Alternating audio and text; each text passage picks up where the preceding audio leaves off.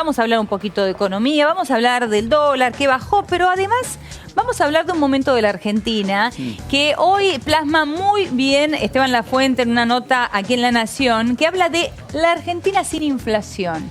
Para hacer un poquito de memoria. Esteban, bienvenido. ¿Cómo estás, Elio? ¿Bien? Bien, muy bien. Bueno, a ver, ¿cómo era el país? ¿Cómo era la Argentina cuando la inflación era de solamente un dígito? Sí, en realidad hablamos sin inflación justamente porque hoy tenemos mucha inflación. Claro. Argentina viene de un año con inflación récord en 27 años, un año que se encamina a estar en el 30% más. Entonces, mirando hacia atrás, el ejercicio que hicimos fue, bueno, ¿cómo era el movimiento de los precios? Y hay que remontarse a 2006 para tener un índice de precios oficial creíble, porque ese es el otro dato, que fuera menor a un dígito. Ese 9,8 en 2006, pasaron 13 años con Argentina, con inflación de doble dígito, creciendo y muy alta, entre las más altas del mundo, y hacemos la aclaración de inflación oficial creíble porque como la inflación se empezó a acelerar en estos años, en 2007 el gobierno anterior empezó a manipular esos índices justamente para intentar ocultar la suba de los precios y derivó en la manipulación del INDEC que se mantuvo a lo largo de casi de 8 años. Bueno, claro, hasta el final del kirchnerismo. Exacto. Desde el 2007 en adelante los números que oficial el INDEC eran por debajo de la inflación que se medía, por eso empezaron a medir otras estimaciones privadas o de provinciales, pero bueno, el último dato oficial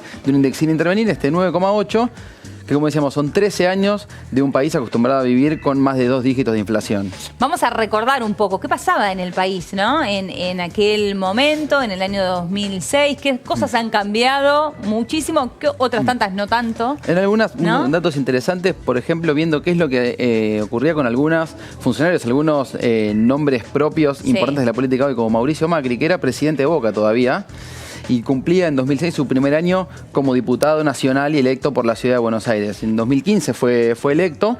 Tenía bigote. Y ahí entró en su primera etapa y presidente de Boca, que fue desde 1995 hasta 2007 cuando ingresa como jefe de gobierno. Claro.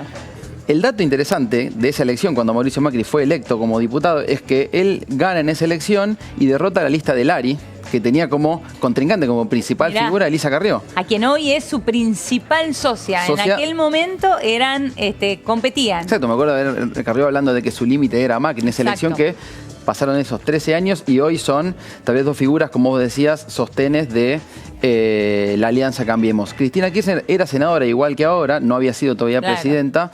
Ella estaba en el cargo de 2001 y el dato es que en 2005 cambia de jurisdicción. Había sido electa por Santa Cruz y en 2005, para sostener un poco el oficialismo, entra como figura en su momento partido gobernante que tenía Néstor Kirchner de presidente y derrota a Chiche Duhalde por la provincia de Buenos Aires y sin tener su mandato vencido renueva en realidad y se mantiene como senadora hasta que después... Claro, primero de Santa Cruz, como explicas bien, después por la provincia de Buenos Aires. Y 2 años más tarde, en 2007, se electa presidente y bueno, continúa su mandato que fue después reelecta. Ahí de alguna manera estamos similares, ¿no? Porque ahora sigue siendo senadora. Exactamente. En la cantidad de tiempo que estuvo en la función pública, ¿no? Exacto. Muy bien. ¿Qué pasaba con Néstor? Claro, bueno, entonces era presidente. Era el presidente y llevó a Cristina como su figura de peso en esas elecciones justamente para enfrentarse a Chiche Duhalde, que era la otra facción del peronismo, que un poco había sido su aliado en el momento de llegar al gobierno. Finalmente en esas elecciones se termina imponiendo la línea kirchnerista por sobre el dualdismo y es como que se consolida así la fuerza política como oficialismo dentro de la rama del peronismo en ese gobierno.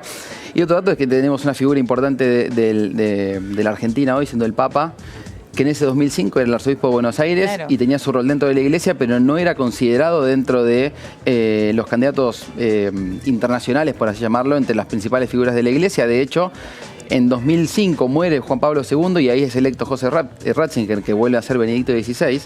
Y si bien se había hablado de Bergoglio como posible figura, no tuvo la trascendencia que sí tuvo en 2013 cuando Benedicto XVI deja el cargo, dice no quiero continuar mi papado y ahí sí es electo Bergoglio, que se transforma en Francisco y mantiene el cargo que le conocemos hoy. 2013, ¿no? Ahora, en aquel momento, este 2006 que estamos recordando, en el último año en que la Argentina tuvo una inflación de un dígito, él era arzobispo de la ciudad de Buenos Aires y estaba enfrentado con el kirchnerismo. Exacto, sí, empezaba a tener una figura de peso dentro de lo que es la iglesia iglesia en la Argentina, y sí con mucho peso en diálogo con las autoridades políticas, teniendo fricciones que se iban a ir acrecentando con los años, con lo que tenía que ver, por ejemplo, con el matrimonio igualitario, que él fue una figura que se opuso mucho al avance de... Algo que propuso Macri como jefe de gobierno, ¿no? Exacto, y que después bueno, tuvo gran movilización en el Congreso, era una de las figuras que se manifestaba muy en contra de esa movida, de un rol dentro de la Iglesia Católica Argentina, pero de una figura de peso en lo que es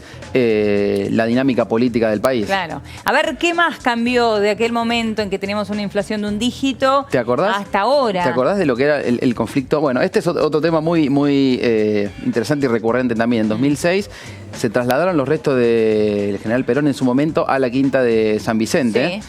Y eso derivó en el día 17 de octubre, el día peronista, en un enfrentamiento entre dos facciones sindicales, también muy identificadas con el peronismo, la UOCRA y Camioneros. ¿Te acordás de Madonna Quirós, ese enfrentamiento a los tiros y él enfundando ese revólver, una imagen que quedó muy recordada en cuanto a lo que son las internas sindicales y las internas dentro del movimiento peronista? Bueno, esto fue también en 2006, ya hace 13 años, una situación que de alguna manera dejó muy expuesta lo que es los enfrentamientos, las internas y la violencia con que se dirime, ¿no?, el movimiento sindical y peronista en una fecha emblemática, ¿no?, para ese movimiento. Estamos hablando del Día de la Lealtad Peronista, exactamente, ¿no? Justamente, un 17 de octubre, estamos diciendo. Un tema más, YPF Aerolíneas. No eran estaban en manos privadas todavía, en manos del grupo Marsans y del grupo Repsol.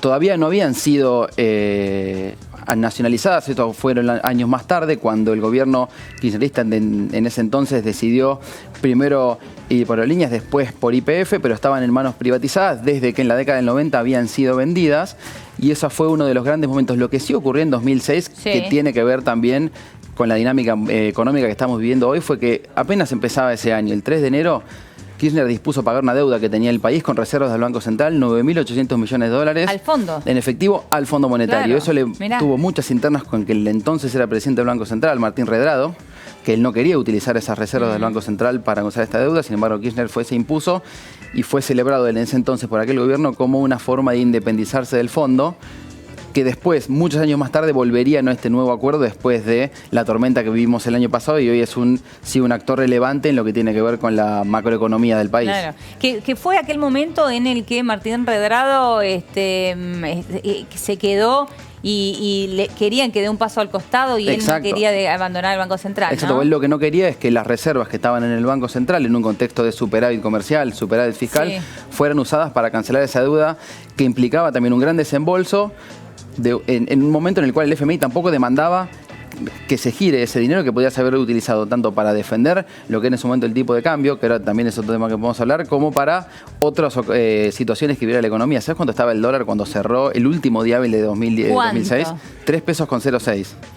3,06. Exactamente. Último día hábil de 2006 estamos hablando. Y hoy tenemos, para hacer la comparación, el minorista cerró en 41,13, que si bien bajó, la diferencia es abismal. Abismal también, en un contexto donde, bueno, pasaron cosas, ¿no? Como Sí, absolutamente. Antes de meternos en el dólar, que bien recién anticipaba, bajó, cerró a 41, decime exacto, 41. 41,13. 41,13. Un par de cosas que no cambiaron, ¿no?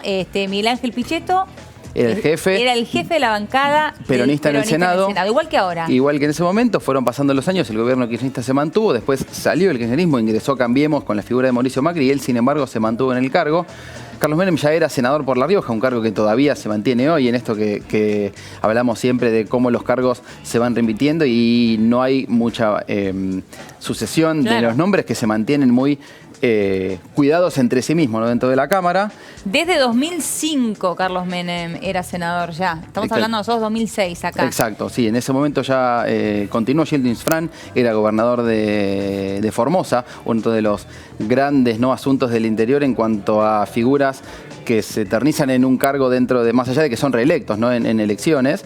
Pero que también su constitución le da esa posibilidad, ¿no? Y que obviamente todo tiene que ver con todo. Estamos hablando de un gobernador que está ahí desde hace el décadas. año 95. Y que además responde a sucesivos oficialismos que se van ocurriendo a nivel nacional y él se mantiene desde su lugar respaldando o acompañando diferentes gestiones a lo largo del tiempo en la Casa Rosada. Ahora, en materia deportiva, Esteban. Sí, bueno, vamos con el fútbol local, si te parece. Dale. Boca ahí apuntaba a conseguir su primer tricampeonato, venía con mucha distancia, empieza a perder partidos y llega a una final con Estudiantes, pero en aquel momento, en la Apertura 2006, pierde esa final en la cancha de Vélez y queda trunco el tricampeonato que aún no ha conseguido. La esperanza era que en esta Superliga mantuviera, ¿no? esa posibilidad, pero bueno, ya quedó fuera de participación. En aquel momento el técnico era La Volpe. La Volpe que se termina yendo, ¿no? Después de la salida de Basile, que se fue a la selección y también tuvo su historia, su segundo ciclo en el club.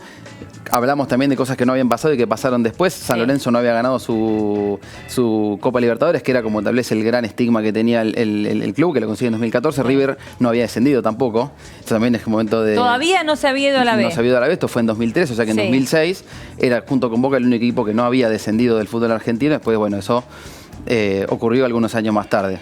Claro, todavía no se ha ido a la B, pero decimos todavía. Todavía, bueno, sí, porque después sucede. Porque después pasó. Y el dato también en 2006, que nos parece tan lejano, Messi debutó en un mundial en la selección argentina y dejó en aquel momento esa imagen muy, muy recordada de él enojado en el banco de suplentes, casi como encaprichado como un niño porque no jugó esos cuartos de final, en la cual Argentina pierde por penales con Alemania y termina eliminado de ese mundial que tenía como figura Juan Román Riquelme, dirigido por José Peckerman, ¿te acordás? Claro, bueno, hoy terminó siendo la principal figura de la historia casi del fútbol argentino junto con Maradona, pero en ese primer mundial, esa imagen de él siendo muy niño, habiendo ganado la Champions League con el Barcelona, que no pudo disputar ese partido. Muy bien, grandes recuerdos entonces de esa Argentina con una inflación de un dígito el año 2006, pero vamos ahora a hablar del presente.